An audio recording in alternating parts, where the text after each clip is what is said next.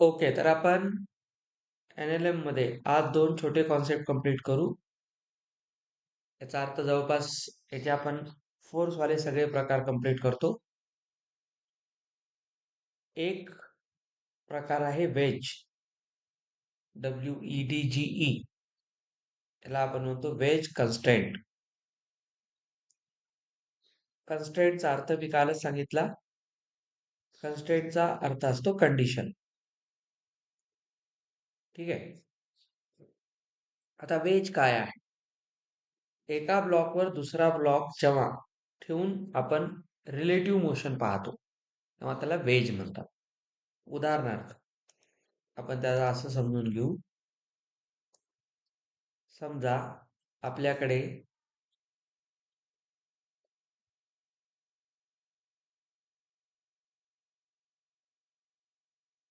या पद्धतीने एक ब्लॉक आहे, इन्क्लाइंड प्लेन टाइप, आणि एक आपण दुसरा ब्लॉक कन्सिडर करू.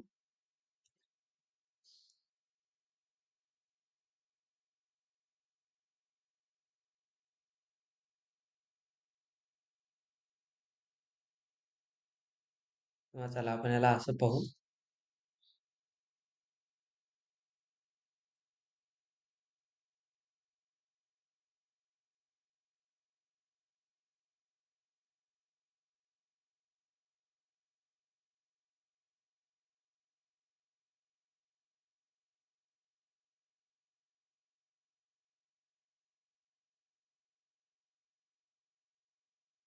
या पद्धतीने एक ब्लॉक आहे. आता तुम्ही पहा, हा जो ब्लॉक दिसतो तुम्हाला या कलरचा, हा एक सेपरेट ब्लॉक आहे. असा हा ब्लॉक वरून येऊन जर ह्याच्यावर पडला, असा या ब्लॉकवर जर तो आता येऊन कोलाइड झाला, तर काय होईल? एकतर तो ह्याला तोडू शकतो, ठीक आहे, किंवा त्याच्यामध्ये तो असा फसून बसू शकतो, किंवा तो या पद्धतीने याच्यावर पडेल की हा जो ब्लॉक आहे हा इकडे ढकलला जाईल. इमॅजिन करा. ठीक आहे. तर या दोन तीन पॉसिबिलिटी आहेत. तर या पॉसिबिलिटी आपण टॅकल करून याला व्यवस्थित समजून घ्यायचं असेल तर काही कंडिशन्स लावल्या जातात की या दोघांमध्ये नेमकं कोणत्या पद्धतीचं रिलेशन असेल, आणि या कंडिशनमुळेच आपण ह्याला म्हणतो कन्स्ट्रेंट. तर कन्स्ट्रेंट एक कंडिशन आहे. हे दोन वेजेस आहेत आणि दोन वेज कोणत्या पद्धतीने मोशन करतील याच्यासाठी ज्या कंडिशन्स लावलेल्या आहेत that is called wedge constraint. मग याच्यामध्ये आपल्याला वापस तेच, त्यांचा ऍक्सेलरेशन कसा असेल. तर ह्याच्यासाठी आपण फर्स्ट कंडिशन लावतो. तर आपण आता याचे कन्स्ट्रेंट्स पाहू. दोन कन्स्ट्रेंट्स असतात आणि त्याच्यामुळे आपल्याला ऍक्सेलरेशन काढायला हेल्प होते. मी जे आता सांगितलं की एक वेज आला, आता समजा हा असा आहे आणि हा असा आहे, हा याच्यावर जर पडला बघा असा, हे असं निघून जाईल, हे पुढे जाईल, हे खाली येईल. याचा अर्थ या येलो कलरचा जो ब्लॉक आहे त्याचं ऍक्सेलरेशन या डायरेक्शनला येईल आणि हा स्वतः खाली येईल. तर एकाचा ऍक्सेलरेशन असा आहे आणि एकाचा इकडच्या बाजूला आहे. तर हे ऍक्सेलरेशन होण्यामागचे काय काय फोर्सेस आहेत, कसे रूल्स आहेत, ते आता पाहायचं आहे. तर लक्षात घ्या, हे जे वेज आहे, पहिली कंडिशन, वेजेस किंवा इथं ब्लॉक्स असतील, ब्लॉक्स आर रिजिड. आता रिजिडचा अर्थ फिजिक्स मध्ये काय असतो?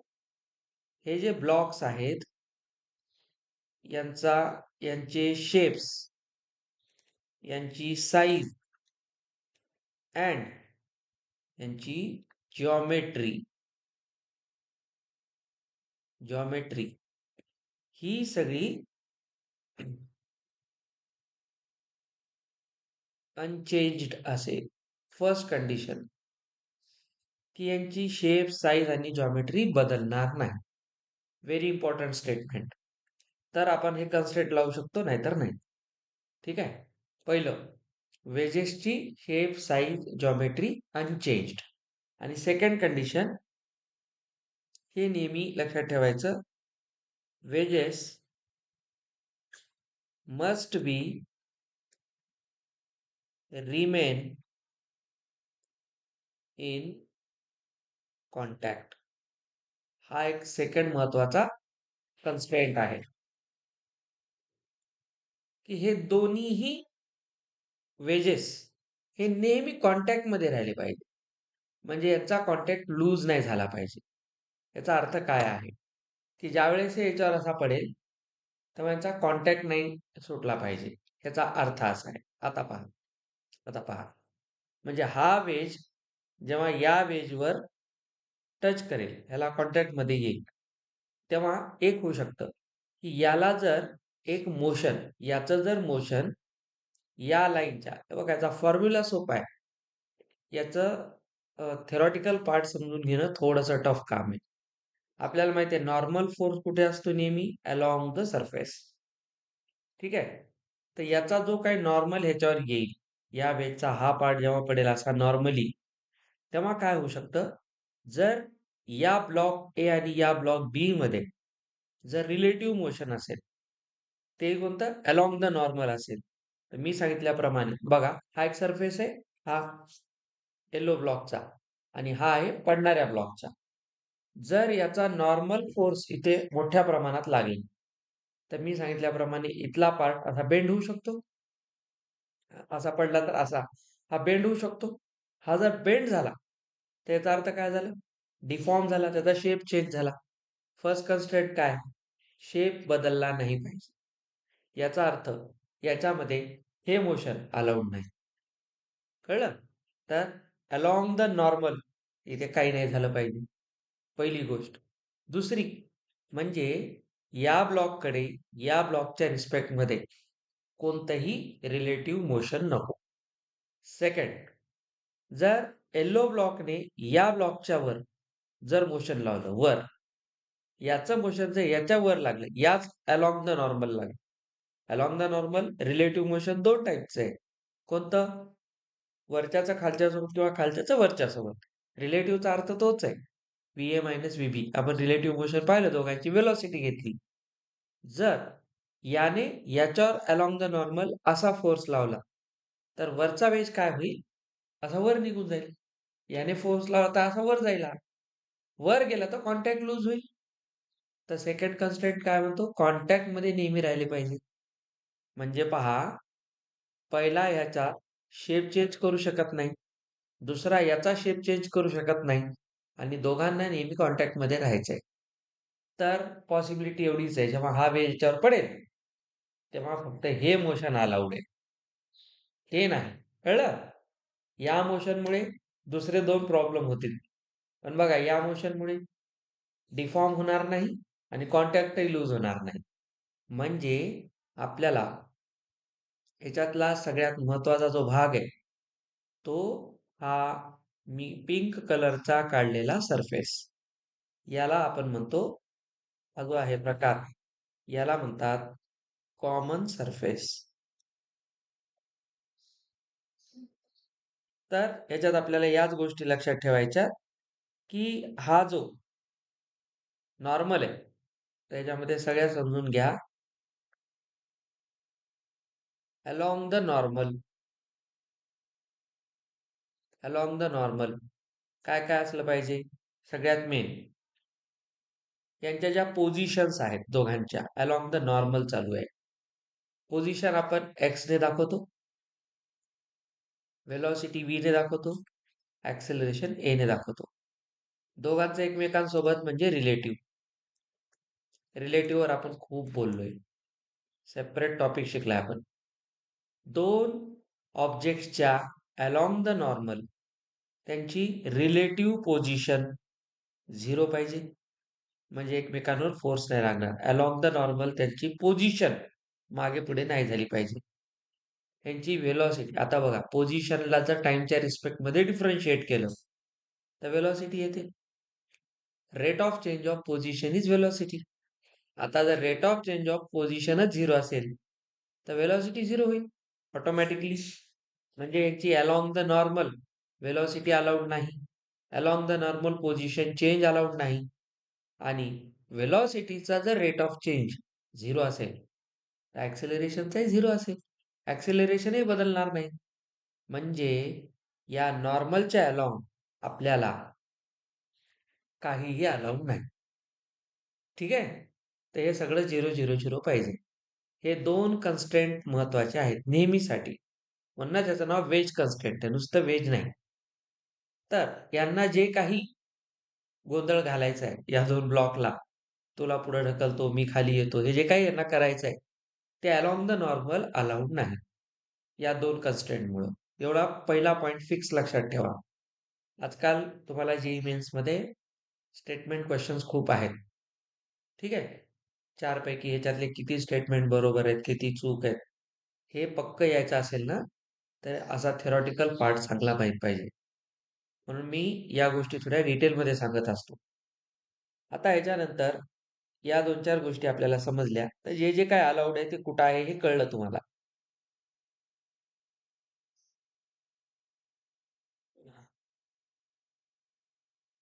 हां, याचा अर्थ काय बरं? नीट पहा. याचा अर्थ असा आहे, जर व्हेलॉसिटी दोघांची अलोंग द नॉर्मल 0 असेल, तर velocity of first block with respect to second block V A B कसं लिहितो बेटा आपण? व्हीए मायनस व्हीबी याला 0 व्हावं लागेल. दोन व्हेलॉसिटी 0 केव्हा होतील? डिफरन्स काढल्यावर जेव्हा त्या इक्वल असतील तेव्हा. तर याचा अर्थ आहे की ए आणि बी ची व्हेलॉसिटी सेम असेल तेव्हा 0 होईल. त्याच पद्धतीने इथे काय म्हणू शकता? Acceleration of A and B हे पण इक्वल असेल. Only then it is possible. तर ही सगळी स्टोरी आहे वेज कन्स्ट्रेंटच्या थेरॉटिकल पार्टची. आता ऍक्च्युली आपल्याला ह्याच्यात फोर्सेस कोणते घ्यायचे आणि या ब्लॉकचं ऍक्सिलरेशन कसं होतं याचा एक फॉर्म्युला जनरेट करायचा आहे. संपलं. हा झाला बेसिक. आता घेऊ आपण एक्झाम्पल. चला आता नीट समजून घ्या.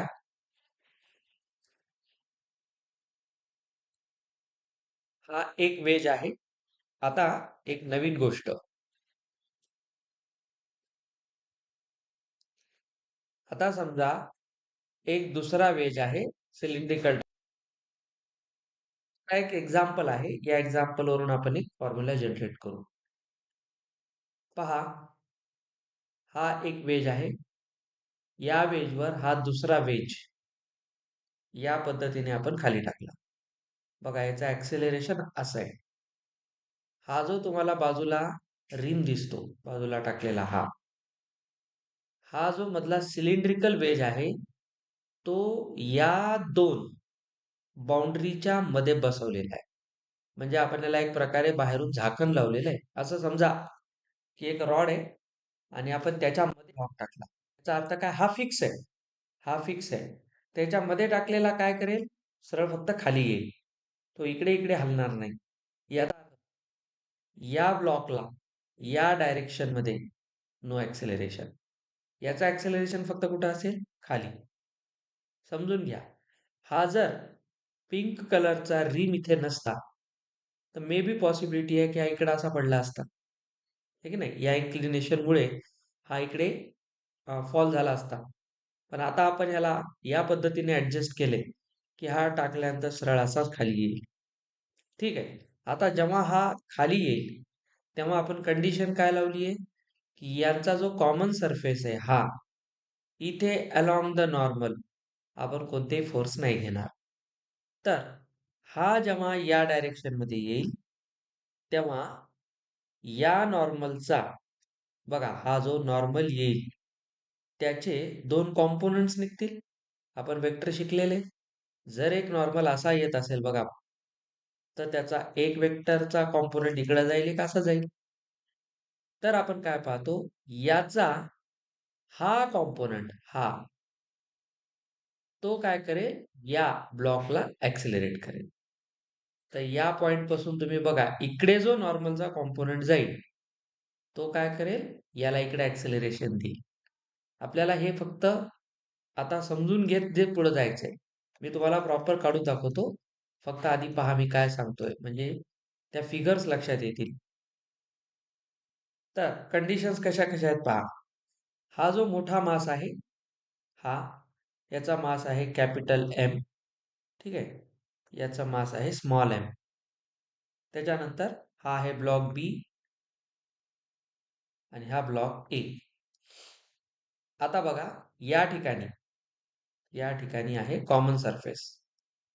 एक काम करू आपण,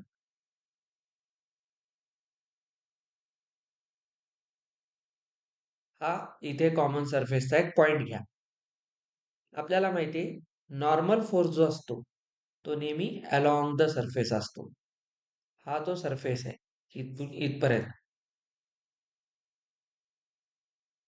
हा कॉमन सरफेस दोघांसाठीचा. तर पहा इथे या पद्धतीने कोणता फोर्स असेल, नॉर्मल, हा नॉर्मल आहे. तर पहा, याचा नॉर्मल जर एन आहे तर सेम नॉर्मल वर लागतो बॅलेन्स करण्यासाठी. नो रिलेटिव्ह मोशनचा अर्थ काय, याने याच्यावर जेवढा फोर्स लावला त्याने एवढाच लावला पाहिजे, म्हणजे हे दोन कॉन्टॅक्ट मध्ये राहतील. ठीक आहे, आणि याला इकडे जायला का चान्स नाही, इकडे, याच्यामुळे आपण ह्याच्यात त्याला ऍडजस्ट केले तर हा इकडे जाणार नाही आणि सरळ खाली येईल. आणि या फोर्स नॉर्मलच्या अलॉंग कोणताही फोर्स असणार नाही, म्हणजे इथं नॉर्मल बॅलेन्स होईल. आता बघा, हा आहे इन्क्लाइंड प्लेन. तर आपल्याला माहिती आहे इथला जो अँगल असतो थीटा, तुम्ही सगळ्या गोष्टी शिकलेल्या आहात. आपल्याला माहिती आहे कुठे कुठे कोणकोणते थीटा असतात. एक काम करा, ही एक पॅरलल लाईन अज्युम करा. डॉटेड लाईन म्हणजे आपण कन्स्ट्रक्शन केली. नीट पहा, तुम्हाला काय काय शिकवलं होतं. हा थीटा, हा 90, तर हा 90 minus theta. Right angle triangle complete करायचं आहे. या सरफेसला हा नॉर्मल आहे, तर ओव्हरऑल तुम्ही बघा हा 90 आहे, हे की नाही, हा 90, तर हा 90 मायनस थीटा असेल तर याला थीटा व्हावं लागेल. मी तुम्हाला इन्क्लाइंड प्लेन मध्ये एक गोष्ट शिकवली होती, आठवत असेल तर. इथे थीटा असतो तेव्हा इथे एक थीटा व्हायचा, सॉरी, इथे तो थीटा व्हायचा, तो हाय. ठीक आहे, तर नेहमी लक्षात ठेवायचं कुठे कोणते अँगल्स होत आहेत हे काढण्यामागचं रिझन. हा थीटा, हा 90 मायनस थीटा, याला पूर्ण 90 व्हायचे कारण हा नॉर्मल आहे, परपेंडिक्युलर आहे म्हणजे हा कम्प्लीट 90 आहे. हा 90 मायनस थीटा तर हा थीटा, म्हणजे हा ओव्हरऑल 90 होईल. आता पहा, या दोन ज्या डॉटेड ब्ल्यू लाईन्स आहेत हे व्हर्टिकली ऑपोजिट अँगल्स बनवतात. याचा अर्थ, याचा अर्थ हा अँगल पण थीटा आहे.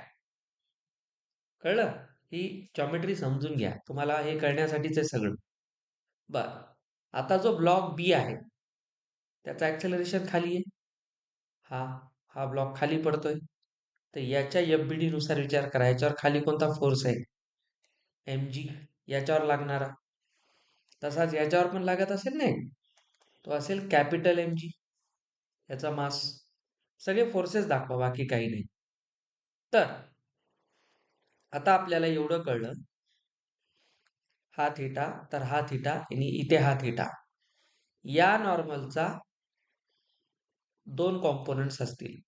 ठीक आहे, आता बघा, हा जो नॉर्मल आहे, हा जो नॉर्मल आहे इथून, या नॉर्मलचे दोन कॉम्पोनंट्स कोणते असतील, एक हा बघा वर आलेला आणि एक इकडे पण असेल ना, आणि हा जो नॉर्मल आहे याचा एक कॉम्पोनंट इकडे असेल आणि हा खाली येणारा. विचार करून उत्तर द्या, या नॉर्मलचा हा कॉम्पोनंट कोण आहे.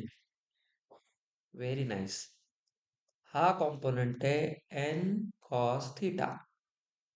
मग हा कोण आहे, एन साइन थीटा. आता मला उत्तर द्या, हा फोर्स इकडे लागतोय तर हा जो ब्लॉक आहे सिलेंड्रिकल, तो या फोर्समुळे इकडे जायला पाहिजे, इकडे जायला पाहिजे की नाही, का जात नाही, त्याला इकडे आपण कन्स्ट्रेंट लावलाय, थांब, पळायचं नाही. याचा अर्थ हा फोर्स जर कॅन्सल होत असेल, कारण हा इकडे जात नाही म्हणजे याला कोणतरी कॅन्सल करतंय. कोण कॅन्सल करतोय, हा पिंक कलरचा रॉड, म्हणजे तो याला कॅन्सल केव्हा करू शकेल, सेम मॅग्निट्यूडचा ऑपोजिट डायरेक्शन मध्ये फोर्स लागेल तरच. याचा अर्थ जर इकडे एन साइन थिटा लागतोय, तर हा इकडे एन साइन थिटा लावत असेल, इकडे ढकलत असेल, म्हणजे हा इकडे जायला पाहतोय, तर हा म्हणतो मी तुला जाऊ देत नाही, तर दोघं सेम. हे बघा, नाहीतर हा कॉम्पोनंट असायला घेऊन गेला असता. ह्याच्यावर आता एक गोष्ट कळली, फक्त एक कॉम्पोनंट खाली येणार आहे. कोण? M G. एक एम जी आहे त्याला खाली आणणारा.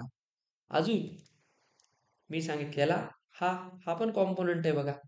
नॉर्मलचा हा कॉम्पोनंट असेल ना खाली येऊ द्यायला, तर हे पण दोन आहेत. हा जाऊ देणार नाही. आता या नॉर्मल मध्ये हा कोण आहे? हा एन कॉस थिटा इथं असेल, आणि हा कोण असेल? N sine theta. तर सांगा, ब्लॉक ए चं ऍक्सेलरेशन इकडे राहील ना. जर हा वरून खाली याच्यावर पडला, तर याचा ऍक्सेलरेशन खाली आहे, याचा ऍक्सेलरेशन लेट से स्मॉल बी आहे, तर याचा ऍक्सेलरेशन इकडे असेल ना, इकडे ऍक्सेलरेशन असेल स्मॉल ए. तर याच्यात तुम्हाला कळेल, वरून पडणाऱ्याचं ऍक्सेलरेशन इकडं आहे, खाली जाणाऱ्याचं ऍक्सेलरेशन इकडं आहे. बी हे ए. इन शॉर्ट, दोघांचे ऍक्सेलरेशन एक खाली येतोय आणि तिकडे जातोय. आता तुम्ही मला सांगा, जर मी ही फिगर अशी काढली असती, ऍक्सेलरेशन कोणाचे कुठे राहिले असते? याचं ऍक्सेलरेशन असं राहिलं असतं आणि याचं इकडे झालं असतं. ठीक आहे. इथले सगळे फोर्सेस कामाचे नाहीत, अलॉंग द नॉर्मल नाहीत. अलॉंग द नॉर्मल आपण आता समजून घेतले, कन्स्ट्रेंट मध्ये आहेत, नो चेंज. एमपीडी समजल्या दोघांच्या, कोणते फोर्स कुठं लागत आहे. चला, याच्यावर आता आम्हाला फॉर्म्युले बनवता येतील. याचा मॅथमॅटिक्स आता समजून घ्या. ब्लॉक ए कडे या. ब्लॉक एचा नेट फोर्स एक फोर्स इकडे जातोय बघा, कोणता आहे? N sine theta. आणि दुसरा फोर्स आहे इकडे एन साइन थिटा. पण हे तर दोन इक्वल मॅग्निट्यूडच्या ऑपोजिट डायरेक्शन मध्ये आहेत, तर इकडच्या फोर्सचा कॉम्पोनंट याच्या काहीच कामाचा नाही. कारण हा जर इकडे पडत असेल, तर या ब्लॉकला तो इकडे थोडी सोडेल, तो इकडे ढकलणार. त्याचा ऍक्च्युअली नेट फोर्स कुठे आहे? इकडे आहे बघा. त्याचा अर्थ याच्याकडे आहे net force N sine theta. आता एनएलएम लावा. आपल्याला माहिती आहे net force is equal to mass into acceleration. त्याचा मास कोण आहे? कॅपिटल एम, आणि याचं ऍक्सेलरेशन ए. झालं पहिलं इक्वेशन. खूप महत्वाचं आहे, आपल्याला इक्वेशन्स बनवायचे. ब्लॉक ए चा लागणारा net force N sine theta, इकडे ढकलणारा, त्याचा मास इंटू ऍक्सेलरेशन. गुड. तुम्ही सांगा ब्लॉक बी चं कसं आहे ह्या.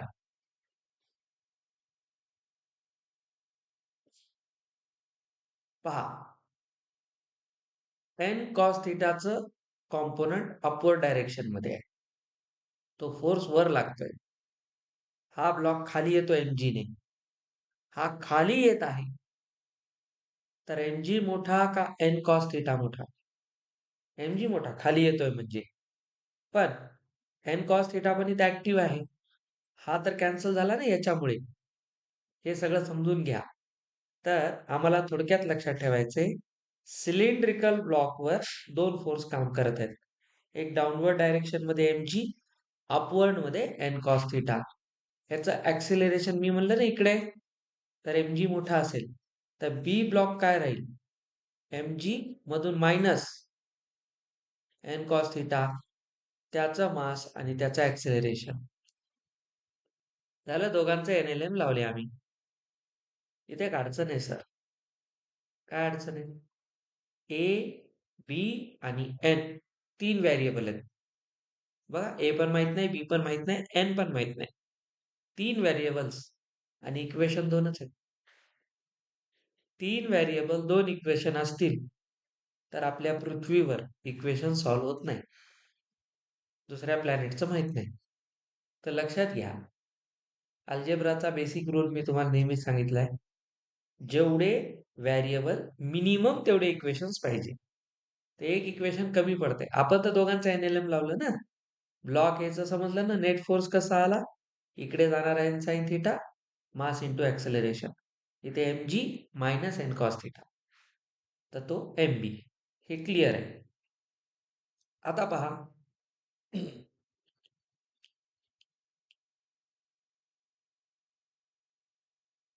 एक असते कंडिशन, ही लक्षात घ्या, condition for wages in contact. आणि तुम्हाला जे वेज देणार ते अशा टाईपचे देतील. एक्झाम मध्ये जर आला वेजचा प्रश्न, तर एकावर दुसरा पडणारा दिसेल असाच. अशा टाईपच्या वेज मध्ये नेहमी एक कंडिशन लावायची. पहिल्याचं ऍक्सेलरेशन इंटू त्याला पुढे घेऊन जाणारा फोर्स साइन थिटा, आणि दुसऱ्याचं ऍक्सेलरेशन आणि त्याला नॉर्मलचा कोणता कॉम्पोनंट घेऊन जातोय? Cos theta, are always equal. हे जेव्हा इक्वल मध्ये राहतील तेव्हा ते कॉन्टॅक्ट मध्ये राहतील. त्याच्यामुळे लक्षात ठेवायचं, याला आम्ही नाव काय देतो? हे ऑलवेज ट्रू असलेले इक्वेशन आहे, याला आम्ही म्हणतो पॉकेटवाले इक्वेशन. पॉकेटवाले इक्वेशन जेव्हा बाकीचे इक्वेशन काम करत नाहीत, आपल्याकडे बऱ्याचदा जर खिशामध्ये एखादं काय म्हणतात त्याला, डाळ किंवा याचं ते बालाजी वेफर एखादं आपल्या बॅग मध्ये नेहमी पॉकेट असेल, आपण ट्रॅव्हलिंगला गेलो कुठंच काही खायला भेटलं नाही तर किमान तेवढं खाऊ शकतो ना काढून, अर्जंट मधली सोय.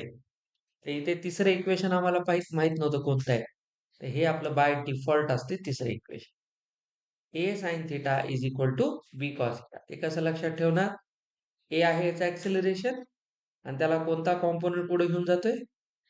Sign theta. तर हा ए साइन थिटा आणि हा बी कोणासोबत आहे? कॉस. हे नेहमी इक्वल असतात. तर याच्यामध्ये बघा बरं, कॉसला इथं आणता येते. तर मी एक काम करतो, बी ला सेपरेट करतो, तर काय होईल तो? A sine theta by cos theta. तर यावरून मला कळतं बी कोण आहे? A tan theta. याचा काय फायदा होतो बघा, हे आपल्याकडे आलं तिसरं रिलेशन, व्हेरी इम्पॉर्टंट. मला सांगा, तुम्ही बी ला काय ठेवू शकता? ए टॅन थिटा. तर जर मी इथं ए टॅन थिटा ठेवला, तर सांगा व्हेरिएबल कोण आहे? आता एच राहिला, बी तर सबस्टिट्यूट केला आपण, आणि एक एन राहिला. आता आपण दोन व्हेरिएबल मध्ये त्याला कन्वर्ट केलं. टॅन थिटा का? थिटा तर माहित असतो इथला. तर आपण ऑटोमॅटिकली या इक्वेशन मुळे काय केलं? एक व्हेरिएबल रिड्यूस केला. बस, आता आपल्याला मॅथमॅटिक्स लावायचे, फिजिक्स संपलं.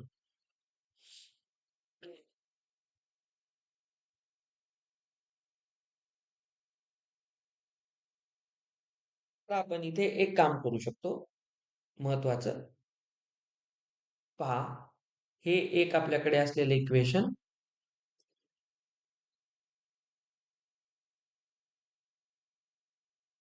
आणि एक रिलेशन आमच्याकडे आलेलं आहे हे. आपण आता यांचा यूज करूया. हे तीन आहेत. चला.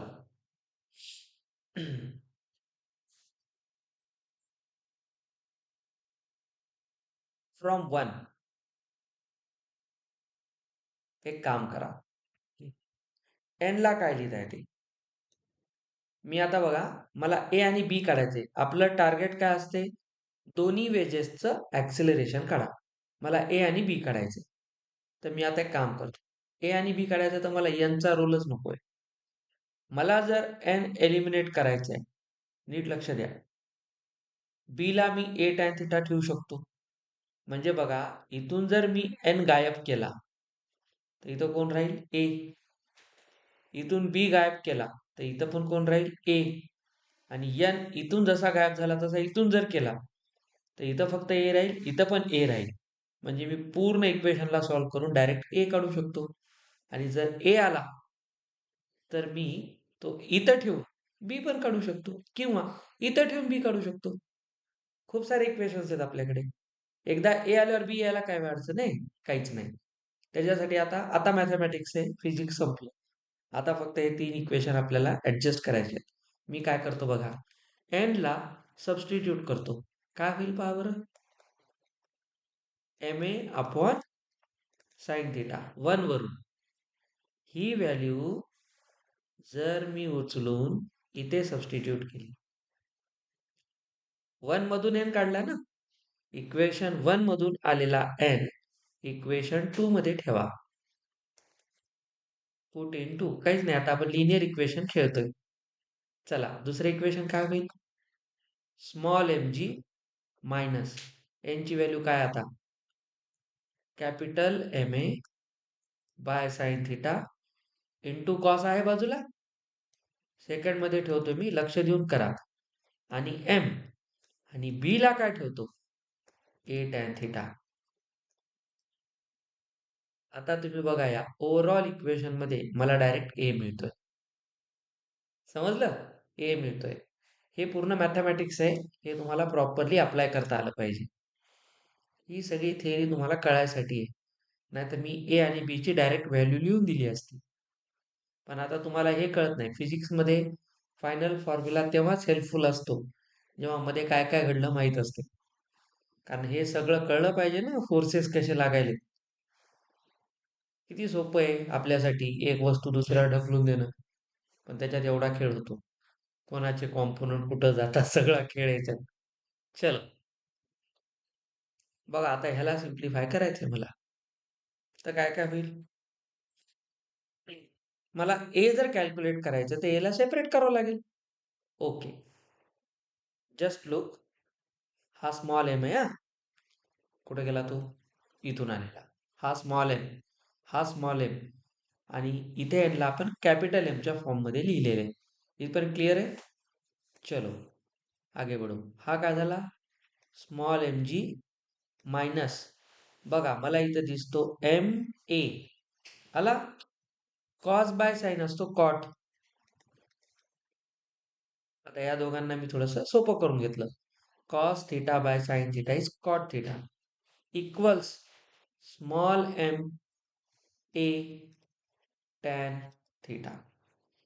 मला जर ए सेपरेट करायचं आहे तर आता मी काय करतो, पहिलं काम एम जी ला सेपरेट करतो, हा इकडे जाऊन प्लस होईल, M A cot theta plus small M A tan theta. अब मुझे बताओ इन दोनों में कॉमन सिर्फ स्मॉल ए है, ए ला जर कॉमन केला तर इथे कोण राहिला, M cot theta plus M tan theta. आता ए ला सेपरेट करा तर वर कोण राहील, M G upon this M cot theta plus small M tan theta. आपण ऍक्सेलरेशन काढलं, आलं लक्षात. सांगा स्मॉल एम काय आहे, एका वेजचं वरून खाली येणाऱ्या वेजचं मास, कॅपिटल एम आहे पहिल्या एचं मास, थीटा ऑलरेडी इन्क्लिनेशन अँगल, ठीक आहे नाही, थीटा तर हा अँगल आहे ना, तोच थीटा इथे आहे, तोच थीटा इथे आहे, समजून घ्या. थीटा फिक्स, मासेस दिलेले असतील, थीटा माहिती आहे, जी तर बाय डिफॉल्ट आहे 9.8 किंवा 10, म्हणजे हे सगळेच नोन आहेत ना आता. मग आपल्याला काय काढता आलं, ए. तर ए काढण्यासाठी आम्ही एवढी वर्कशॉप घेतली. सांगा आता आलेला ए उचलून आम्ही कुठे ठेवावा, 3 मध्ये, तर डायरेक्ट बी मिळेल. चला पुट इन 3, लगाओ हिसाब, तो बी क्या बनेगा सर, एम जी, इकडे कोण आहे टॅन थीटा, खाली कोण आहे M cot theta plus M tan theta.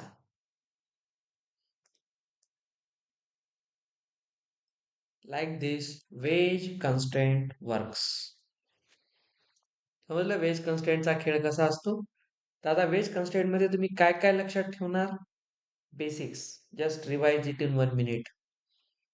काय काय असतं, आता फिगर आपल्या फक्त डोळ्यासमोर आणा. दोन वेज मध्ये कॉमन सरफेस असतो, along the normal, no relative motion, no relative velocity, no relative acceleration. So this. Along the common surface, all motions are allowed, not along the normal. दोन कन्स्टेंट सुरुवातीचे घेण्यासाठी कोणते कोणते? Shape, geometry, size same, always in contact. म्हणून आपण त्याला असं मान्य करत नाही, हेच करतो. पहिला पॉइंट. दुसरा दुसरा पॉइंट, चला, खालच्या वेजला ऍक्सेलरेशन जिकडे आहे, दुसऱ्या वेजला त्याच्या परपेंडिक्युलर या पद्धतीने असेल. आणि त्याला कॅल्क्युलेट करण्यासाठी इथे आम्ही NLM लावला. आणि आम्ही एवढंच केलं. बघा, याला पुढे घेऊन जाणारा नेट फोर्स कोण आहे? N sine theta is equal to mass into acceleration. याच्यावर नेट फोर्स कोण आहे? खाली mg वर एन कॉस थिटा, तो mb. बस, आता हे दोन. आणि एक कंडिशन फिक्स वाली कोणती असते? A sine theta is equal to B cos theta. तिथून आपल्याला ए किंवा बी चं सबस्टिट्यूशन मिळतं. ते आपण या इक्वेशन मध्ये ठेवतो. नॉर्मल आहे आम्हाला नकोय, कारण नॉर्मल बघा, इथे जो नॉर्मलचा कॉम्पोनंट एन आहे, तोच नॉर्मलचा कॉम्पोनंट इथं आहे ना, तर एन तर सेमच आहे. मग तो सेमच आहे तर आपल्याला इक्वेशन मध्ये त्याला कॅन्सलच करायचे पुढे चालून. तर कॅन्सल करण्यासाठीच मी इथं डोकं काय लावलं? मी या एनचं सबस्टिट्यूशन इथून घेतलं सोपं, ते इथं ठेवलं. एवढंच केलं, दुसरं काही नाही. तर मी याच्यातून प्रयत्न काय केला? 3 इक्वेशनला सॉल्व्ह करत बसण्यापेक्षा दोघांसाठीच मी एनचं सबस्टिट्यूशन घेऊन एनला गायब केलं आणि इथून बीचं सबस्टिट्यूशन घेऊन एच्या फॉर्म मध्ये आणलं. म्हणजे मी ओव्हरऑल इक्वेशन मध्ये एकच व्हेरिएबल ठेवला, ए. मॅथमॅटिक्स असं लावायला शिकायचं, पसारा करायचा नाही. तुम्हाला कायच आठवलं नाही तर चला ह्याला x1 म्हणू, ह्याला x2 म्हणू, ह्याला x3 म्हणू. त्याला काय लागले? x1 x2 x3 इन्फायनाइट आहेत पुढे. तेवढे व्हेरिएबल क्रिएट करता, सॉल्व्ह कधी करता? कधी मॅथ्स मध्ये एक ठेवायचं डोक्यात, मिनिमम व्हेरिएबल्स. व्हेरिएबल जमतील तेवढे कमी करा, दुसरं काहीच नाही. हे खूप महत्वाचं स्टेटमेंट आहे. तर आता पहा, हे जे तुम्हाला इथं आलेले दिसत आहेत, हे जनरल फॉर्म्युले आहेत. जनरल आहेत बघा, मी इथे एम, टॅन, जी, थिटा ह्याच्यातच लिहिलेलं आहे. तुम्हाला ऍक्च्युअल मध्ये याच्यात न्यूमेरिकल्स येतात. तर तुम्हाला जर एवढं माहीत झालं, याचा ऍक्सेलरेशन कुठे, नेट फोर्स कसा आणि याचा कसा, तुम्ही जर हे 3 इक्वेशन फक्त लक्षात ठेवलात, हे 3, तर हे लक्षात ठेवायची गरज आहे का? काहीच नाही. आपण फक्त सिम्प्लिफाय केले. तर डोक्यातून काढून टाका, सर हे पाठ करायचं का? बिलकुल नाही. तुम्ही लक्षात तेवढंच ठेवा, याचा नेट फोर्स NLM कसा लागतो आणि याचा कसा लागतो. हे एवढं काढण्याचं कारणच ते होतं. नाही, ते हे सोपं नाही एवढं. तुम्ही आता पुस्तक काढून वाचा, हे सगळं डोक्याच्या वर जाते. पुस्तकात तेवढं देतेही नाही. वेज कन्स्टेंट हा जेई मेन्सचा टॉपिक आहे. वेज कन्स्टेंट बाकी दुसरीकडे NCERT मध्ये नाहीये. ठीक आहे, तर लक्षात ठेवा, इथे वेज कन्स्टेंट संपत आपलं. आता पुढच्या 5 मिनिटात अजून एक छोटासा कॉन्सेप्ट शिकायचा आहे. तो छोटासा नावाप्रमाणे छोटासा आहे. चलो, त्याचं नाव आहे वेइंग मशीन.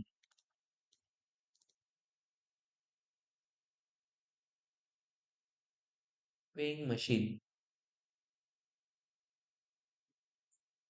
वजन मोजण्याचं यंत्र. नावावरून कळतं याचं काम वजन मोजणं आहे. आता वजन मोजतो म्हणजे काय समजून घ्या. एखाद्या ठिकाणी या पद्धतीने एक वेइंग मशीन ठेवलेली आहे. हिच्यावर एक डिस्प्ले असतो आणि तो 0वर सेट असतो आणि आपण इथे इथे पाय ठेवून उभा राहतो. ठीक आहे, तर असं समजा की याच्यावर एक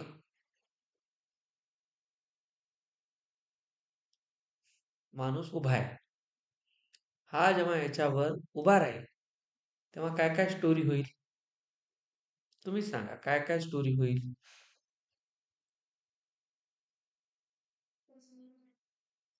हा माणूस जर मी FBD नुसार याला वेगळं केलं, याला जर वेगळं केलं, तर बघा बरं, याचं FBD करा बरं.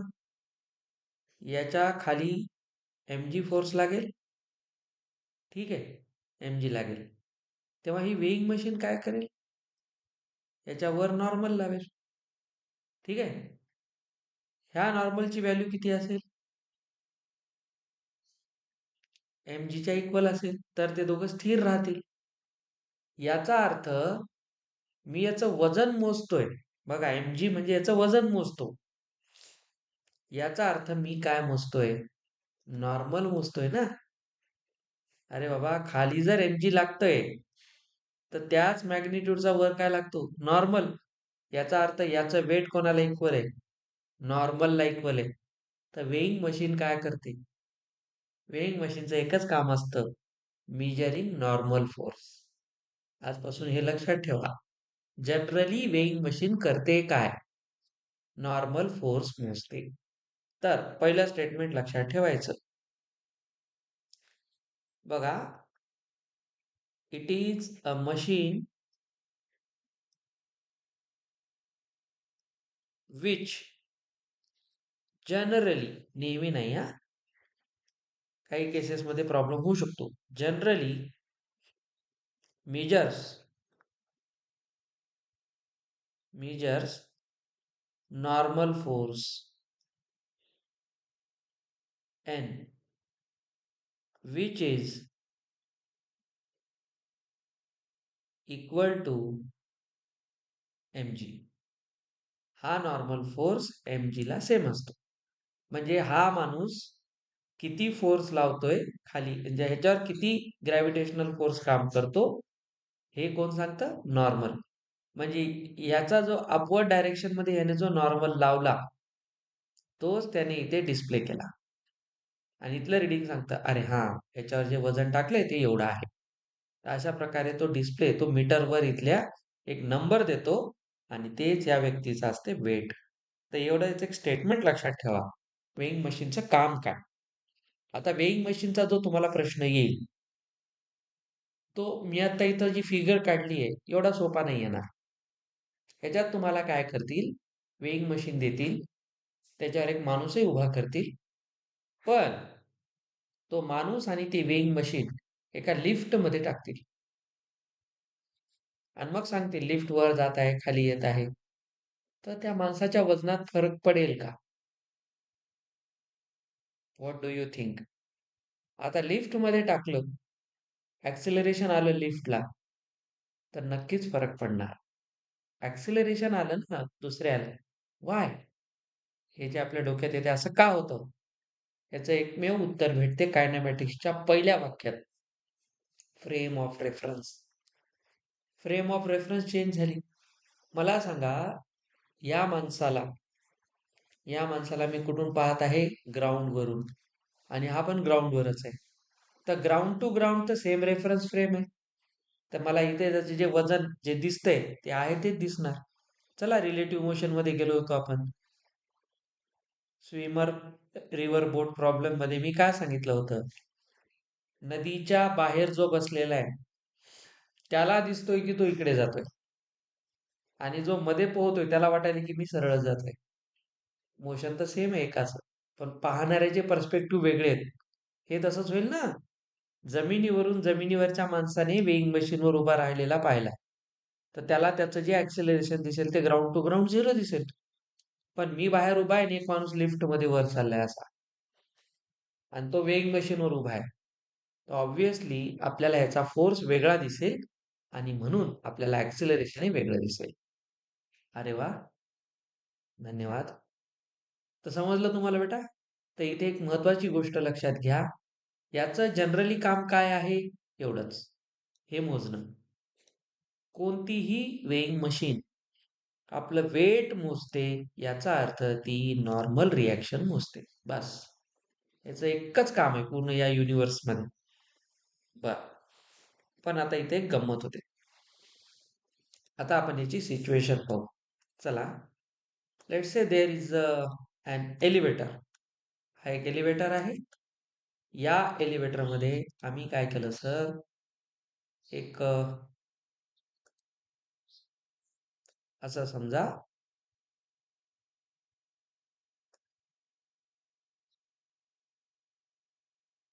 अशी एक वेइंग मशीन ठेवली.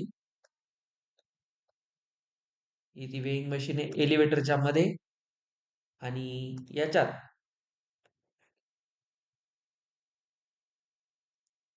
हा एक माणूस आहे.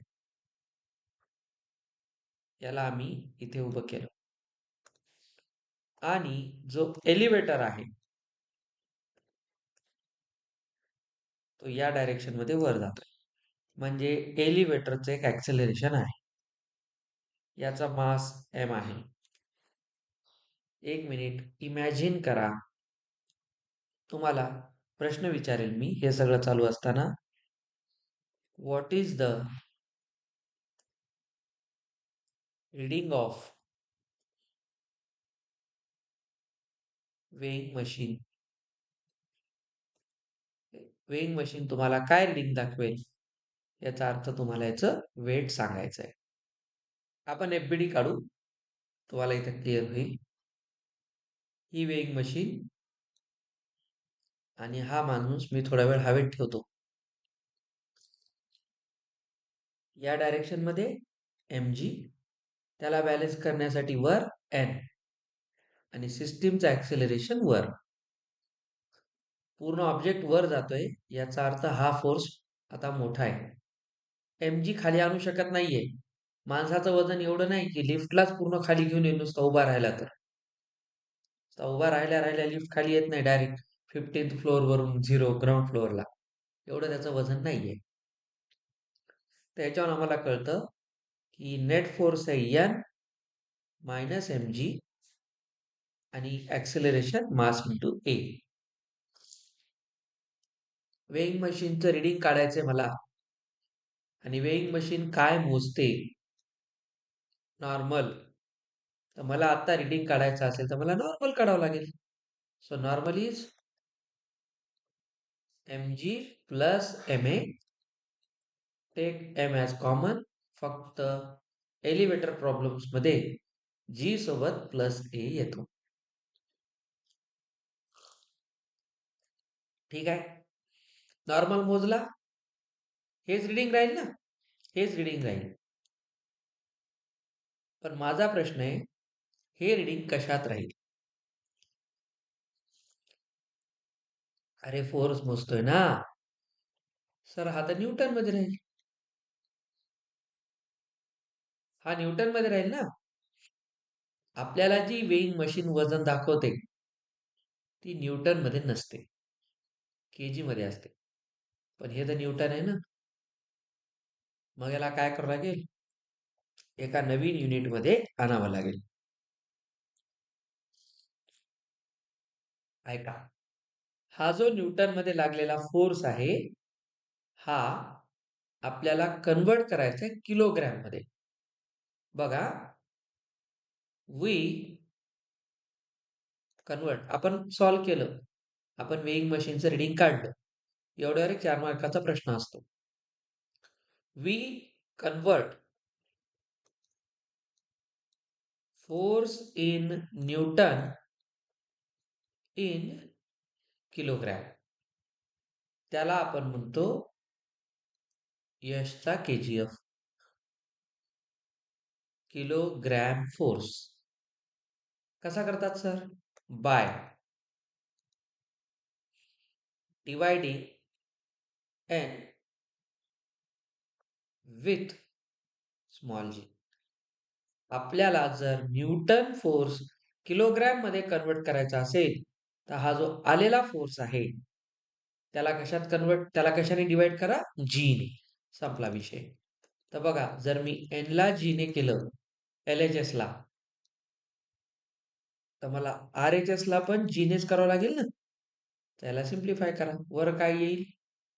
mg प्लस ma, खाली जी आला तर जी ला मी सेपरेट करून देतो दोघांना. दिसलं? जी जी कॅन्सल. इथे कोण राहिला? m प्लस ma अपॉन जी. m कॉमन केला तर 1 प्लस जी बाय ए.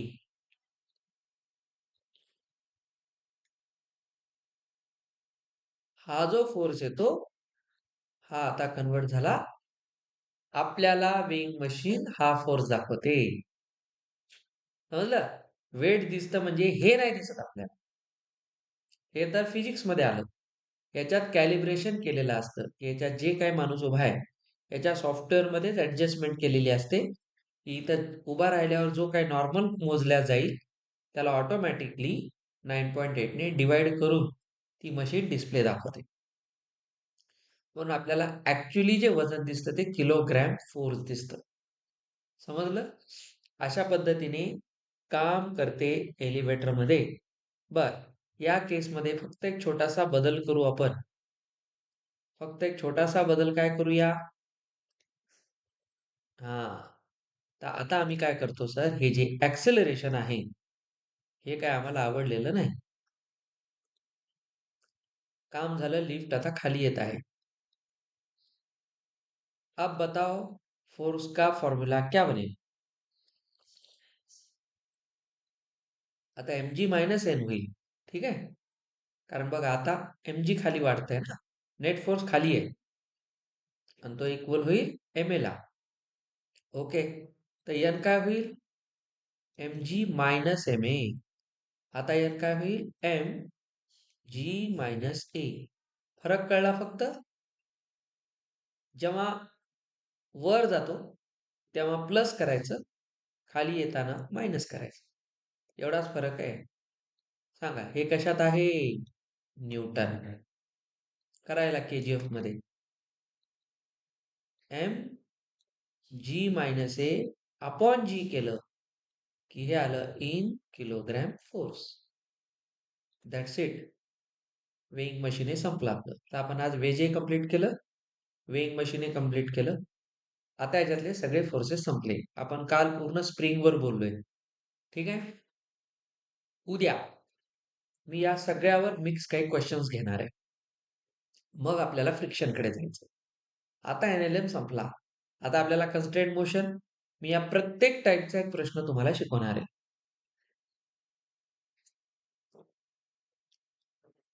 लक्ष द्या.